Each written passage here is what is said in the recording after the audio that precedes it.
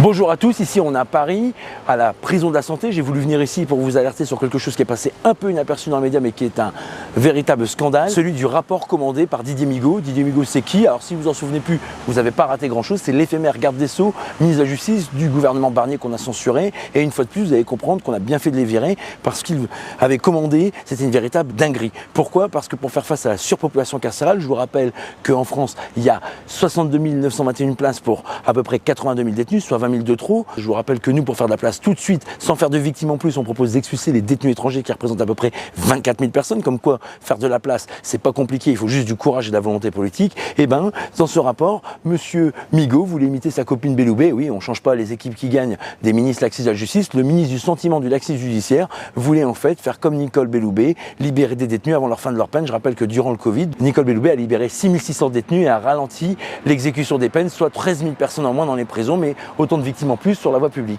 Et donc nous on dit que le rapport que M. Darmanin, le garde des Sceaux, ministre d'État de la Justice, a sur son bureau ne doit pas être appliqué, parce qu'on nous dit oui, les violences conjugales seront exemptées. Bah oui, en France on fracasse pas sa femme, que le terrorisme ne serait pas concerné. Si on peut éviter d'avoir des victimes dehors, ça serait bien dans un pays qui a été le plus touché par le terrorisme avec 260 victimes, et surtout les crimes non plus. Bah oui, on va éviter de remettre des criminels dehors pour qu'ils refassent des victimes. Donc en fait le plus simple c'est de libérer personne et que les gens fassent leur peine jusqu'au bout, comme la loi votée par nos députés et nos sénateurs le prévoit. Voilà, encore une fois, on peut critiquer une société qui fabrique des barbares, mais si on a des ministres qui veulent fabriquer une société laxiste qui encourage les voyous au détriment des victimes, pour nous c'est non. Donc les détenus purgent leur peine jusqu'au bout. Qu'ils frappent une personne pour la voler, qu'ils violentent une personne gratuitement, qu'ils emmerdent une femme dans la rue, qu'ils frappent leur femme, qu'ils fassent du terrorisme ou des crimes, qu'ils fassent du trafic de stupéfiants, c'est la prison jusqu'au bout.